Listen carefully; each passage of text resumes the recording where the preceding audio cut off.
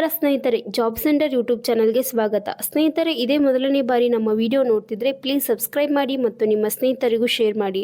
ಸ್ನೇಹಿತರೆ, ಪ್ರಧಾನ ಜಿಲ್ಲಾ ಮತ್ತು ಸತ್ರ ನ್ಯಾಯಾಲಯ ಬೆಂಗಳೂರು ಗ್ರಾಮಾಂತರ ಜಿಲ್ಲೆ ಅಂದರೆ ಕೋರ್ಟ್ ಇಂದ ಹೊಸ ನೇಮಕಾತಿ ಅಧಿಸೂಚನೆ ಬಿಡುಗಡೆಯಾಗಿದ್ದು, ಈ ಒಂದು ಅಧಿಸೂಚನೆ 16/2/2024 ತಾರೀಕು ಬಿಡುಗಡೆಯಾಗಿದ್ದು, ಇದು ಒಂದು ನೇರ ನೇಮಕಾತಿ ಮೂಲಕ ಆಯ್ಕೆ ಮಾಡ್ಕೊಳ್ತಾರೆ. ಹಾಗೆ ಹುದ್ದೆಗಳ ವಿವರ, ವಿದ್ಯಾರ್ಹತೆಯನ್ನು ಯಾವ ಥರ ಆಯ್ಕೆ ಮಾಡ್ಕೊಳ್ತಾರೆ, ವಯೋಮಿತಿಯನ್ನು ಮತ್ತು ಶೈಕ್ಷಣಿಕ ವಿದ್ಯಾರ್ಹತೆ ಏನಾಗಿರುತ್ತೆ ಎಲ್ಲವನ್ನು ಈ ವಿಡಿಯೋದಲ್ಲಿ ನೋಡ್ತಾ ಹೋಗೋಣ. ವಿಡಿಯೋನ ಸ್ಕಿಪ್ ಮಾಡದೆ ಕೊನೆವರೆಗೂ ನೋಡಿ. ಸ್ನೇಹಿತರೆ, ಕೋರ್ಟ್ನಲ್ಲಿ ಹೊಸ ನೇಮಕಾತಿ 2024. 10 ಮತ್ತು 12ನೇ ತರಗತಿ ಪಾಸಾದವರಿಗೆ ಮಹಿಳಾ ಮತ್ತು ಪುರುಷರು ಅರ್ಜಿ ಸಲ್ಲಿಸಬಹುದು. ಇಲಾಖೆ ಹೆಸರು ಬೆಂಗಳೂರು ಗ್ರಾಮಾಂತರ ಜಿಲ್ಲಾ ನ್ಯಾಯಾಲಯದಲ್ಲಿ ಹುದ್ದೆಗಳು ಖಾಲಿ ಇವೆ. ಹಾಗೆ ಹುದ್ದೆ ಹೆಸರು ನೋಡುವುದಾದರೆ ಬೆರಳಚ್ಚುಗಾರ ಮತ್ತು ಜವಾನ್ ಹುದ್ದೆಗೆ ಖಾಲಿ ಇದ್ದು, ಒಟ್ಟು ಹುದ್ದೆಗಳು 58 ಹುದ್ದೆಗಳು ಖಾಲಿ ಇವೆ. ಹಾಗೆ ನೀವು ಇದನ್ನು ಆನ್ಲೈನ್ ಮೂಲಕ ಅರ್ಜಿ ಅಪ್ಲಿಕೇಶನ್ ಹಾಕ್ಬೋದು. ವಿದ್ಯಾರ್ಹತೆ ಬಗ್ಗೆ ನೋಡುವುದಾದರೆ ಬೆರಳಚ್ಚುಗಾರ ಹುದ್ದೆಗೆ ಅಭ್ಯರ್ಥಿಯು ದ್ವಿತೀಯ PUC ಪರೀಕ್ಷೆಯಲ್ಲಿ ಉತ್ತೀರ್ಣರಾಗಿರಬೇಕು ಅಥವಾ 3 ವರ್ಷಗಳ ಡಿಪ್ಲೊಮಾ ಇನ್ ಕಮರ್ಷಿಯಲ್ ಪ್ರಾಕ್ಟೀಸ್ ಪರೀಕ್ಷೆಯಲ್ಲಿ ಉತ್ತೀರ್ಣತೆ ಅಥವಾ ತತ್ಸಮಾನ ವಿದ್ಯಾರ್ಹತೆಯನ್ನು ಹೊಂದಿರಬೇಕು. ಜೊತೆಗೆ ಸಾರ್ವಜನಿಕ ಶಿಕ್ಷಣ ಇಲಾಖೆ ನಡೆಸುವ ಕನ್ನಡ ಮತ್ತು ಇಂಗ್ಲಿಷ್ ಪ್ರೌಢ ದರ್ಜೆ ಬೆರಳಚ್ಚು ಪರೀಕ್ಷೆಗಳಲ್ಲಿ ಅಥವಾ ಡಿಪ್ಲೊಮಾ ಇನ್ ಕಮರ್ಷಿಯಲ್ ಪ್ರಾಕ್ಟೀಸ್ ಪರೀಕ್ಷೆಯಲ್ಲಿ ಅಥವಾ ತತ್ಸಮಾನ ಪರೀಕ್ಷೆಯಲ್ಲಿ ಉತ್ತೀರ್ಣರಾಗಿರಬೇಕು. ಹಾಗೆ ಜವಾನ್ ಹುದ್ದೆಗೆ ವಿದ್ಯಾರ್ಹತೆ ಬಗ್ಗೆ ನೋಡುವುದಾದರೆ ಹುದ್ದೆಗಳಿಗೆ ಅಭ್ಯರ್ಥಿಗಳು 10ನೇ ತರಗತಿ ಉತ್ತೀರ್ಣರಾಗಿರಬೇಕು ಅಥವಾ ತತ್ಸಮಾನ ವಿದ್ಯಾರ್ಹತೆ ಹೊಂದಿರಬೇಕು. ಹಾಗೂ ಕನ್ನಡ ಓದುವ ಮತ್ತು ಬರೆಯುವ ಸಾಮರ್ಥ್ಯ ಹೊಂದಿರಬೇಕು. ಮತ್ತು ಈ ಹುದ್ದೆಗಳಿಗೆ ವಯೋಮಿತಿ ಬಗ್ಗೆ ನೋಡುವುದಾದರೆ ಅರ್ಜಿ ಸಲ್ಲಿಸಲು ನಿಗದಿಪಡಿಸಿದ ಕೊನೆಯ ದಿನಾಂಕಕ್ಕೆ ಅಭ್ಯರ್ಥಿಗಳ ಕನಿಷ್ಠ 18 ವರ್ಷ ಪೂರೈಸಿರಬೇಕು.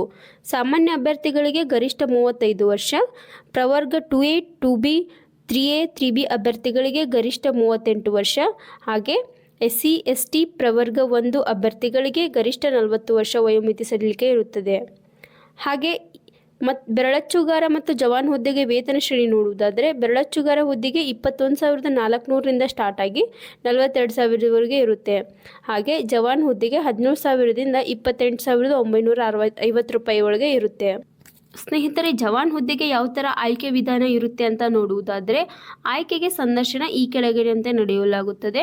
ನಿಗದಿಪಡಿಸಲಾದ ವಿದ್ಯಾರ್ಹತೆಯ ಪರೀಕ್ಷೆಯಲ್ಲಿ ಪಡೆದ ಒಟ್ಟು ಅಂಕಗಳ ಶೇಕಡಾವಾರುವಿನ ಆಧಾರದ ಮೇಲೆ ಜ್ಯೇಷ್ಠತೆಯ ಅನುಸಾರ ಒಂದು ಖಾಲಿ ಹುದ್ದೆಗೆ 10 ಅಭ್ಯರ್ಥಿಗಳ ಅನುಪಾತದಲ್ಲಿ ಅಧಿಸೂಚನೆಯಲ್ಲಿ ಪ್ರಕಟಿಸಲಾದ ಹುದ್ದೆಗಳ ಸಂಖ್ಯೆಗೆ ಅನುಗುಣವಾಗಿ ಮತ್ತು ಮೀಸಲಾತಿ ಸಂಬಂಧಿಸಿದ ಸರ್ಕಾರ ಆದೇಶಗಳನ್ನು ಪರಿಗಣಿಸಿ ಅರ್ಹ ಅಭ್ಯರ್ಥಿಗಳನ್ನು ಸಂದರ್ಶನಕ್ಕೆ ಕರೆಯಲಾಗುವುದು.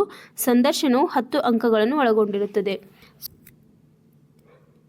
ಇಲ್ಲಿ ಫಸ್ಟ್ ಆಯ್ಕೆ ವಿಧಾನ, ವಿದ್ಯಾರ್ಹತೆಯನ್ನು ಪರಿಗಣಿಸ್ತಾರೆ. ಪರೀಕ್ಷೆಯಲ್ಲಿ ನೀವು ಎಷ್ಟು ಅಂಕಗಳನ್ನು ತೆಗೆದುಕೊಳ್ತೀರಲ್ಲ ಅದರ ಆಧಾರದ ಮೇಲೆ ಒಂದು ಹುದ್ದೆಗೆ 10 ಅಭ್ಯರ್ಥಿಗಳಂತೆ ಆಯ್ಕೆ ಮಾಡಿಕೊಂಡು ನಂತರ ನಿಮ್ಮ ಮೀಸಲಾತಿಗಳ ಆಧಾರದ ಮೇಲೆ ನಿಮ್ಮನ್ನು ಸಂದರ್ಶನಕ್ಕೆ ಕರೀತಾರೆ. ಸಂದರ್ಶನದಲ್ಲಿ 10 ಅಂಕಗಳನ್ನು ಒಳಗೊಂಡಿರುತ್ತದೆ.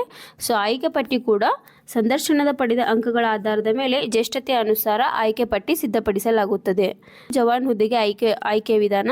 ಸ್ನೇಹಿತರೆ, ಬೆರಳಚ್ಚುಗಾರ ಹುದ್ದೆಗೆ ಯಾವ ಥರ ಆಯ್ಕೆ ಮಾಡ್ಕೊಳ್ತಾರಂತೆ ನೋಡುವುದಾದರೆ ಈ ಕೆಳಕಂಡ ನಿಯಮಗಳ ಅನ್ವಯ ನೇರ ನೇಮಕಾತಿ ಮೂಲಕ ಆಯ್ಕೆ ಮಾಡ್ಕೊಳ್ತಾರೆ. ಆಯ್ಕೆಗೆ ಅರ್ಹತಾ ಪರೀಕ್ಷೆ ಮತ್ತು ಸಂದರ್ಶನ ಈ ಕೆಳಗಿನಂತೆ ನಡೆಯಲಾಗುತ್ತದೆ. ಅರ್ಹತಾ ಪರೀಕ್ಷೆ ಅಂದರೆ 15 ನಿಮಿಷಗಳ ಅವಧಿ ನೀಡಲಾಗುವ ಉಕ್ತ ಲೇಖನವನ್ನು ಅಭ್ಯರ್ಥಿಯು ಬೆರಳಚ್ಚು ಮಾಡಬೇಕು. ಅರ್ಹತಾ ಪರೀಕ್ಷೆಯು ಗರಿಷ್ಠ 100 ಅಂಕಗಳನ್ನು ಹೊಂದಿದ್ದು ಉತ್ತೀರ್ಣರಾಗಲು ಕನಿಷ್ಠ 50 ಅಂಕಗಳನ್ನು ನಿಗದಿಪಡಿಸಲಾಗಿರುತ್ತದೆ.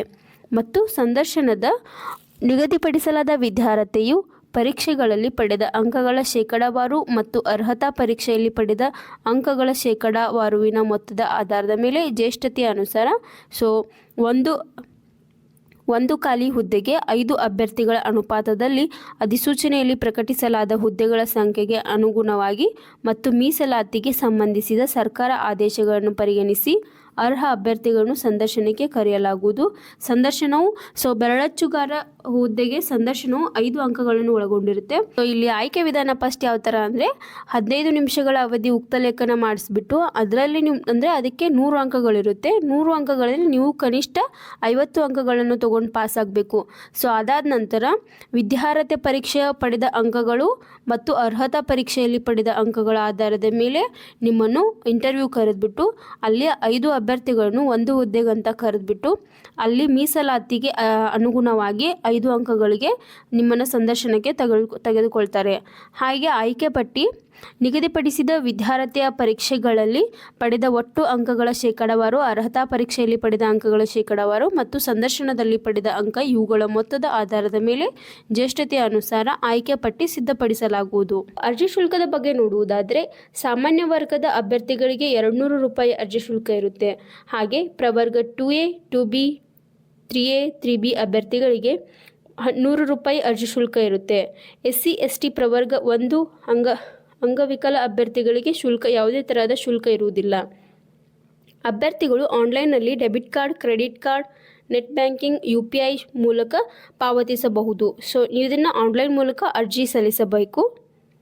ಮತ್ತು ಈ ಎಲ್ಲ ಹುದ್ದೆಗಳಿಗೆ ಪ್ರಮುಖ ದಿನಾಂಕಗಳ ಬಗ್ಗೆ ನೋಡುವುದಾದರೆ ಅರ್ಜಿ ಸಲ್ಲಿಸಲು ಪ್ರಾರಂಭ ದಿನಾಂಕ 16 ಫೆಬ್ರವರಿ 2024ರಿಂದ ಅರ್ಜಿ ಸಲ್ಲಿಸಲು ಕೊನೆಯ ದಿನಾಂಕ 20 ಮಾರ್ಚ್ 2024ನೇ ತಾರೀಕು.